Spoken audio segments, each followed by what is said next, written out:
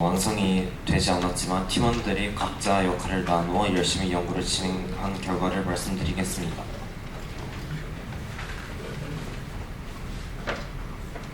청각장애인들은 위험한 상황을 청각정보를 통해 인지하기 어려움을 느끼기 때문에 실시간으로 위험한 청각정보를 감지하는 시스템을 필요로 합니다.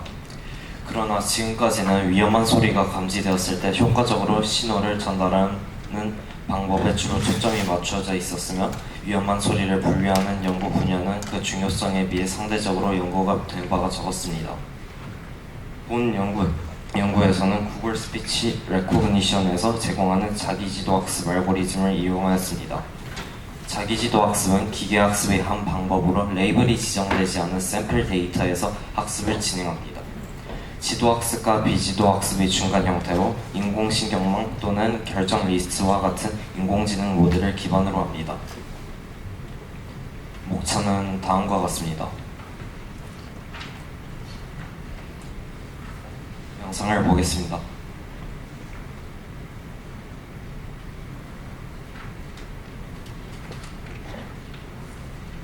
영상이 틀어지지 않는 관계로 다음 단계부터 하겠습니다. 앞 영상에서처럼 음성인식을 통한 문자 변환 시스템은 장애인 보조기기의 보조금을 지원해도 여전히 고가의 가격 부담이 있습니다. 외부에서는 음성보다 자동차 경적음, 오토바이 소리, 동물 짖는 소리, 초인종 소리 등 소리의 구분이 더욱 절실합니다. 현재 우리나라 청각장애인 수는 30만 명으로 전체 장애인 인구의 12%이고 수많은 사람들이 청각장애로 일상생활에 불편함을 겪고 있고 그 중에는 보청기 등 청각보조기구를 사용해도 효과를 보지 못하는 사람들도 상당수가 됩니다. 그래서 본 연구는 이러한 사람들을 대상으로 하고 있습니다. 이와 같이 지금 나오는 청각장애인 보조기기는 매우 고가입니다. 최근에는 주변 소리를 이미지나 텍스트로 변환하거나 음성인식을 스마트 안경에 표시하고 주변 소리를 인식 후 스마트 기기로 전달하거나 외부 위험 소리의 위치를 감지하는 연구도 있습니다. 연구 내용을 설명하자면 손현동이 음성인식 기술을 구현하고 이여명이 소리 방향 측정 기술을 구현합니다. 그리고 김윤중이 소리의 유형 분류 기술을 구현하고 조광호가 휴대기기 소형화와 햅틱 기술을 구현합니다. 먼저 음성인식 기술의 인터페이스입니다.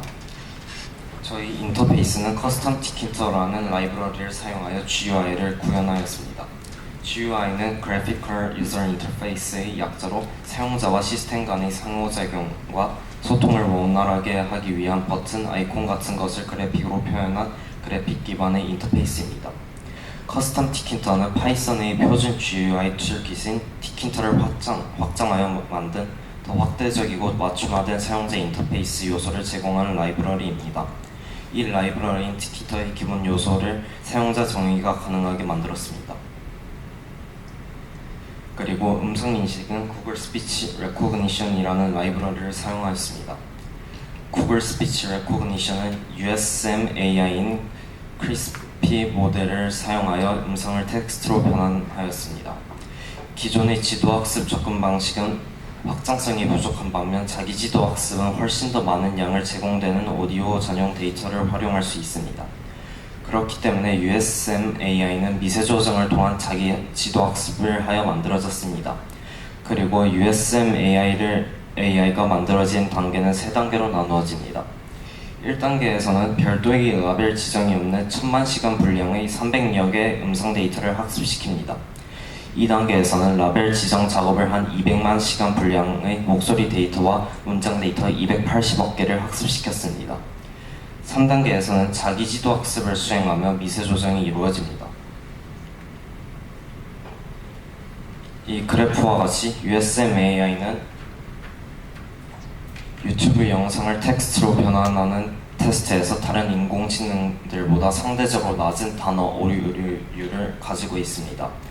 또한 ASR 벤치마크에서 위스퍼 AI와 USM AI를 성능을 비교했을 때 USM AI의 성능이 비교적 좋았습니다. 코드를 설명하자면 맨 위의 코드는 커스텀 티킨터를 사용하여 화면을 띄우는 코드입니다. 그리고 두 번째 코드는 커스텀 티킨터를 이용해 버튼을 만드는 코드, 세 번째는 커스텀 티킨터를 이용하여 스크롤 가능한 화면을 만드는 코드, 네 번째는 구글 스피치 레코그니션을 이용한 음성을 입력받고 잡음을 제거하는 코드, 마지막으로는 음성 인식 모델이 텍스트로 변환하는 코드입니다. 동영상을 보겠습니다.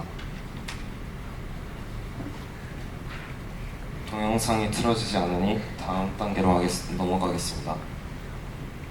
프로그램을 실행하면 음성인식 버튼 결과가 나오는 스크롤 가능한 화면이 나옵니다.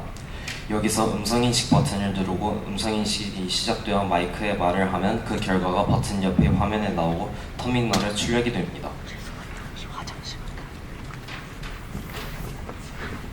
그 다음으로 소리 방향 측정 기술입니다. 청각장애인이 위험 상황 소리가 나는 방향을 감지해야 합니다. 머리에 부착하는 장치에 앞, 뒤, 좌우 마이크를 달아 먼저 큰 소리가 입력되는 마이크가 음원에 더 가까운 쪽입니다. 라이브러리 설명하겠습니다. 저는 파이 오디오, 넘파이, 타임이라는 라이브러리를 사용했습니다.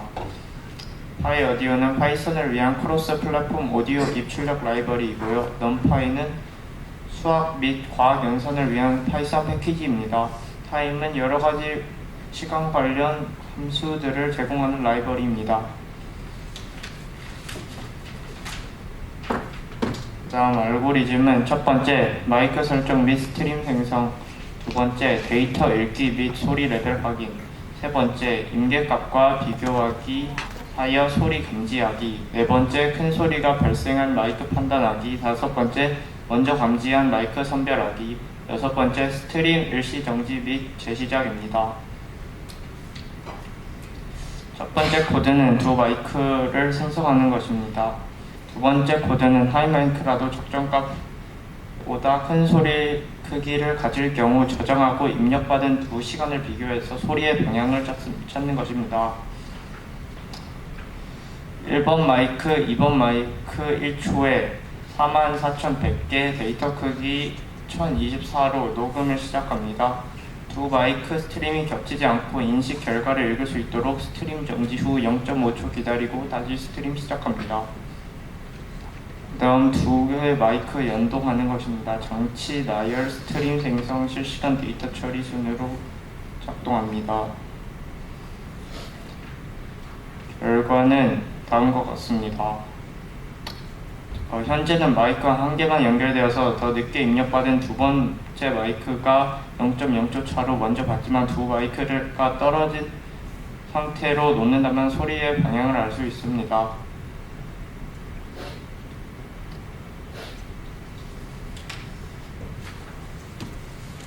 다음은 소리의 유형 분류 기술을 소개하겠습니다. 저는 소리의 유형 분류에 대해서 개발했는데요. 청각장애인은 시야 안에서 일어나는 일들은 알 수 있지만 시야 밖에서 일어나는 일들은 잘 알지 못합니다. 만약에 뒤에 자동차가 오면서 크락션 소리를 내고 있으면 일반 사람들은 피할 수 있지만 청각장애인들은 잘 알지 못해 위험에 빠질 수 있습니다. 따라서 저는 주변 소리를 인식해 출력해서 시각장애인들이 도움을 받을 수 있는 프로그램을 만들었습니다. 이 표를 보시면 주황색은 위험 소리고 파란색은 일반 소리로 이 정보를 실시간으로 알려준다면 위험에 처했을 때 대응할 수 있게 될 겁니다. 저는 소리 분류 프로그램을 얌넷이라는 프로그램으로 만들었습니다.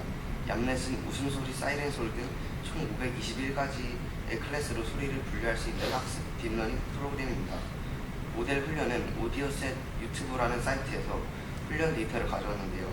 아래 그래프는 소리의 종류에 따른 사운드 파일의 개수를 보인 것입니다. 이처럼 100만 개가 넘는 데이터를 학습시켰습니다. 오디오 이용한 라이브러리는 딥러닝을 필요한 텐서플로우, 과학적 계산을 위한 넘파이, 오디오 신호 리샘블링을 위한 리샘파이, 파이썬에서 오디오 파일 접근을 위한 파이사운드 파일이 있습니다. 얌넷이 소리를 분석하는 방법은 다음과 같습니다. 소리의 파형으로 변환합니다. 실제로는 멜 스펙트로그램으로 변환하지만 쉽게 보기 위해 파형으로 나타냈습니다. 왼쪽은 깨지는 소리고 오른쪽은 유리 깨지는 소리입니다. 다음은 파형 모양을 사진처럼 학습시킵니다. 이 과정은 여러 가지 방법이 있는데 얌넷에서는 파형의 특징을 골라 학습시켰습니다. 마지막으로는 학습시킨 데이터를 기반으로 소리를 분류합니다. 여기서 맨 아래 소리와 파형이 비슷한 것은 두 번째 유리 깨진 소리이므로 얌넷은 이 데이터를 통해서 유리 깨진 소리라는 것을 알 수 있습니다. 이것은 실제로 자동차 크락션 소리를 테스트해 본 것입니다. 영상이 안 보이는 관계로 설명을 하겠습니다. 지금 노란색 박스를 보시면은 비크 홀이랑 칼 홀 그리고 펑킹이라고 되어 있는데 그것은 이제 자동차가 빵빵거리는 소리이므로 제가 유튜브에서 자동차 경적 소리를 입력을 했으므로 잘 나온 게 맞습니다. 다음에는 아기 울음 소리를 테스트해봤는데요. 지금 crying과 sobbing이 나오고 baby cry, infant cry가 나왔는데 그 우는 소리와 아기 우는 소리가 높은 확률을 보인 것으로 보아 결과가 제대로 나온 것 같습니다. 나머지는 조용할 때는 silence라고 뜨고 사람이 말할 때는 speech라고 뜨면서 결과가 제대로 나오는 것 같습니다.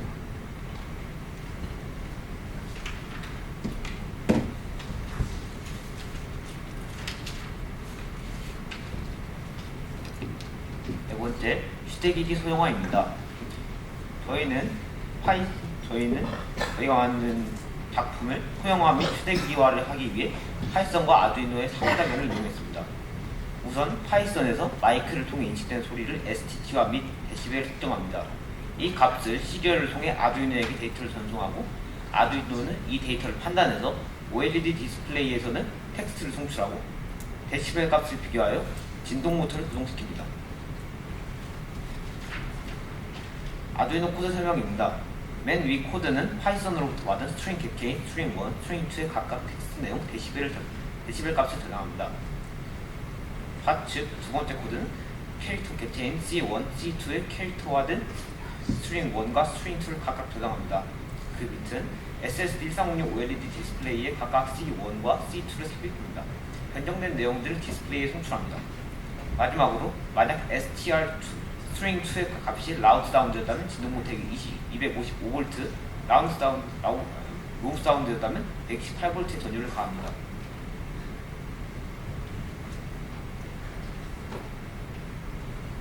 파이썬 코드 설명입니다. 맨 위 코드는 음성을 인식하는 코드고요. 그 아래는 음성 인식 기본 설정 및 음성 인식 결과 출력 코드, 그 밑은 데시벨 값 측정 및 출력, 그 밑은 시리얼에 인식된 텍스트 내용과 데시벨 값을 바이트로 변환한 후 아두이노에게 송출하는 것입니다. 프로그램 및 결과입니다.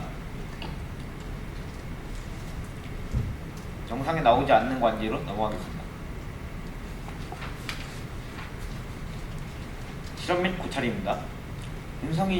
소년동의 음성인식 기술은 음성인식률이 좋으나 긴 문장의 경우 인식의 어려움에 에러를 수정 중입니다. 두 번째, 이어명의 소리 방향 위치 특정 기술은 두 개의 마이크로 가까운 거리에 마이크를 찾는 것이 성공했습니다. 세 번째, 기문 중에 소리의 유형 분류 기술은 자동차의 경적음, 아기 울음소리, 유리 깨지는 소리 등 일상생활의 소리를 인식 및 분류하여 문자를 표시 가능합니다. 네 번째, 저의 휴대기기 소형화, 윈도우즈 파이썬에서 아두이노로 포팅을 성공했고요. 햅틱 기술은 소리의 세기에 따라 로우 사운드, 라우드 사운드를 구분하고 거기에 진동의 세기로 전달이 가능합니다. 네 번째, 결론입니다.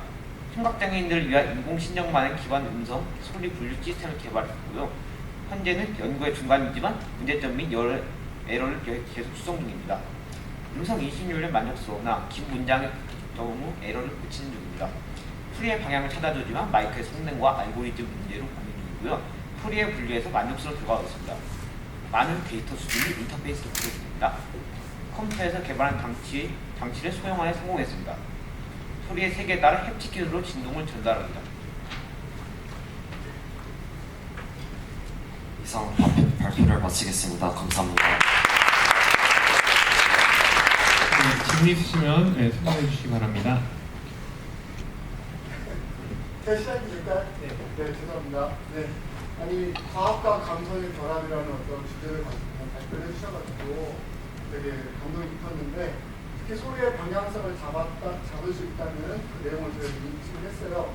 하지만 소리가 다양해지고 이게 문자화 되면 우리 청각장애인들한테 별로 혼돈을 주지 않을까 이런 걱정되는 부분이 있거든요.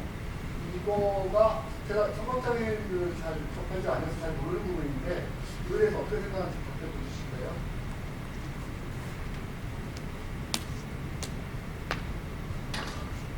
아까 참고자료 처음 영상에서 한 시각장애인이 수천만 원짜리의 보조 기구를 착용하는 장면이 있었는데요. 그 장면에서는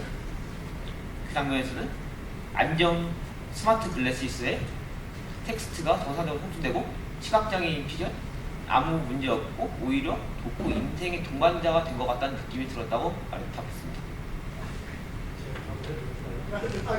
질문이 그게 아닌 것 같은데 이 세상의 모든 소리를 다 바꿔준다는 건 너무 혼란스럽잖아요. 네. 그래서 데시벨의 범위를 정해주고 사람이 가청적할 수가 있듯이 네. 실제로 청각장애인 위험 상황에 처한 그런 학교의 데시벨을 정해놓으면 걸러서 들을 수 있어요. 네. 패턴이 있죠. 네. 너무 연구 개발 분야가 너무 많아가지고 굉장히 좀 고생이 많겠다 그런 많이 공부해야 되겠다는 생각이 들기는 하는데 어떤 다 가능한 건가? 한 분야만 이렇게 우리 학생들이 다 감당하기에 충분한가 싶은 어느 정도 반 이상은 결과가 나왔고요. 학생들이 대부분 한 주제로 하면 체계를 못하는 학생들이 있어서 분야를 나눠서 지금 개발을 하고 있습니다.